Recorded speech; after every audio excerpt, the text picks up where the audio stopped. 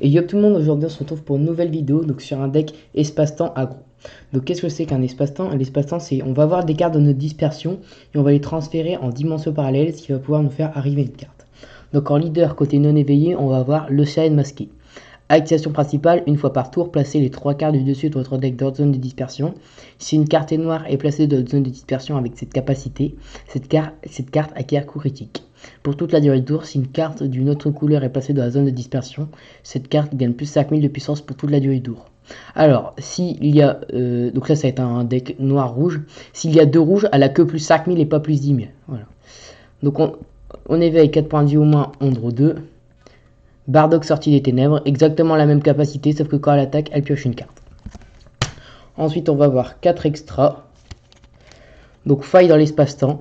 Activation combat, si votre leader est un Saiyan noir qui gagne plus 15 000 de puissance, ça acquiert double frappe. Donc ça, c'est pour le mettre avec le leader. Si le leader acquiert coup critique, on peut monter à 30 doubles non éveillés et 35 doubles éveillés. Voilà. Donc, et surtout ça à mettre que s'il y a le critique, sinon ça donne très vite beaucoup l'avantage à l'adversaire.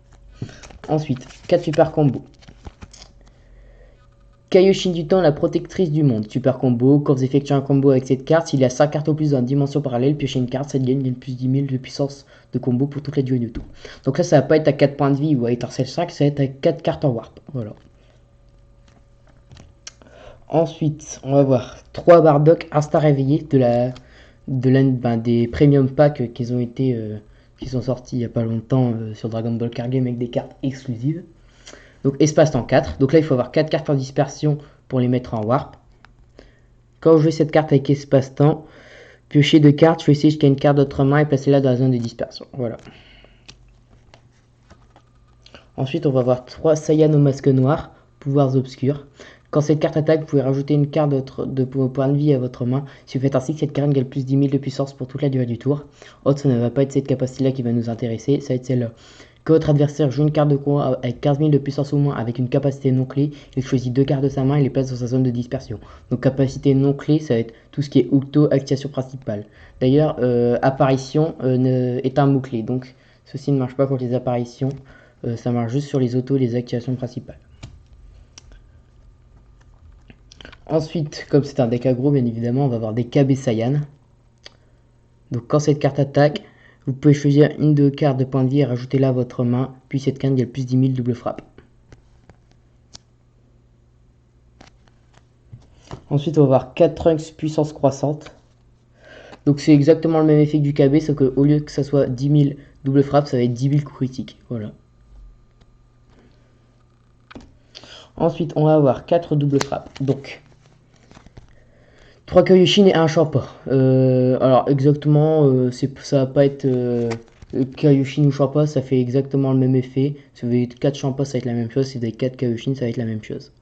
Donc quand vous effectuez un combo avec cette carte, choisissez jusqu'à une carte de vos cartes attaquantes. Elle acquiert double frappe pour toute la durée du combat et non pour toute la durée du tour. Ensuite, on va voir 3 Trunks soutien de téléportation. Donc espace-temps 3 pour 1. Quand je joue cette carte avec espace-temps, choisissez jusqu'à une carte de combat sans capacité avec un coût d'énergie de 2 moins depuis votre deck et jouez-la, puis énergez votre deck. Puis la carte de combat jouée acquiert coup critique, donc la skillless. Ensuite, on va voir 4 Yamcha skillless pour aller avec le Trunks, justement, pour pouvoir faire son effet, les ramener, lui donner coup critique. Ainsi qu'avec ça, le coup critique, vous pouvez très bien lui donner double frappe, comme au Trunks, en fait, les doubles frappes vont être à donner sur les frappes critiques. Et soit votre adversaire va user les cartes de sa main pour défendre, ou va les prendre, ce qui est pas mal. Ensuite, encore pour taper en critique, Vegeta la brute de retour. Alors, comme elle brille énormément, la caméra va galérer à faire le focus. C'est bien ce que je disais. Donc je vais vous la lire. Coup critique, espace-temps. Quand vous jouez cette carte avec espace-temps, placez jusqu'à 3 cartes du dessus de votre deck dans la zone de dispersion. Voilà. Je suis encore désolé pour la caméra qui fait pas trop le focus. Voilà. Mais bon, je ne peux rien y faire. Ensuite, pour gérer un peu le board, ça fut l'exileur dimensionnel. Donc espace-temps 5 pour 1. Quand vous jouez cette carte avec espace-temps, choisissez jusqu'à une carte de combat de votre adversaire et transférez-la dans la dimension parallèle. Ouais, non, ah voilà, ça va enfin faire le focus. Ensuite, on va voir des Vegeta acculant l'ennemi. Donc Akias, attends, je vais devoir encore faire la technique pour le focus. Ah bah non. Une fois par tour, quand cette carte attaque, vous pouvez choisir jusqu'à 2 cartes de points de vie et rajouter-les à votre main. Si vous avez choisi de rajouter une carte ou plus à votre main, passez cette carte en mode action, elle gagne plus 5000 de puissance pour toute la durée du tour.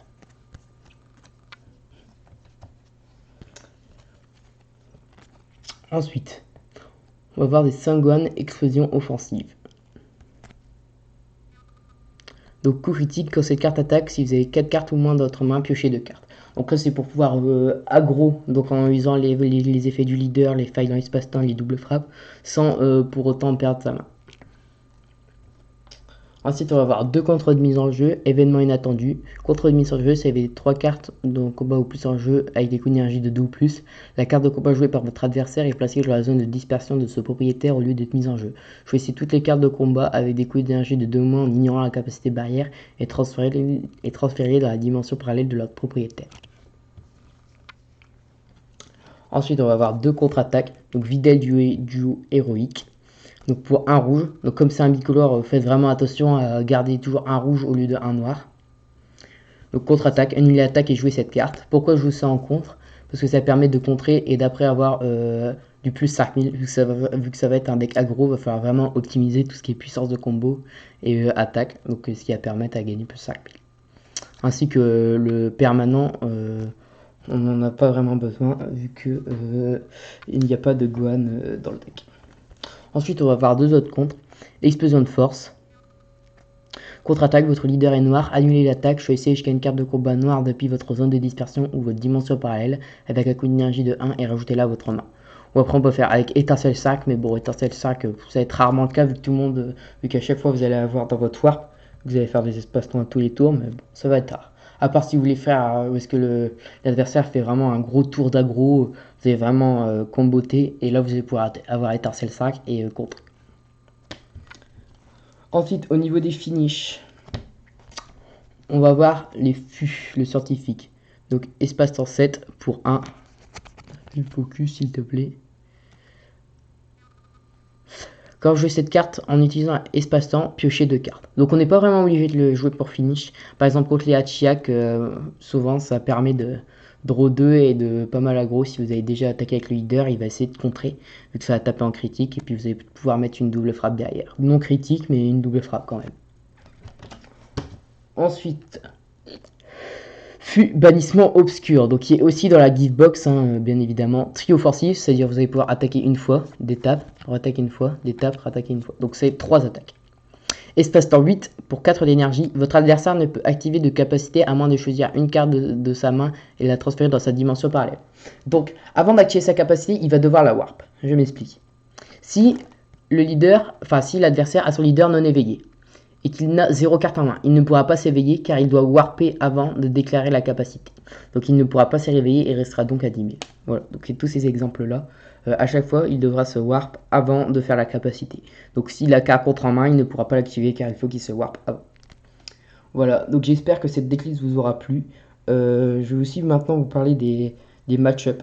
Donc contre Baby, il va falloir essayer de pas trop l'éveiller vite en fait. Il va falloir essayer de taper en critique quand vous pouvez, mais faut vraiment essayer de tempo un peu, ce qui est un peu dur contre un Baby, mais bon. C21, il va falloir agresser avec les jetons, donc taper avec les jetons, en fait il va falloir utiliser ces jetons contre lui.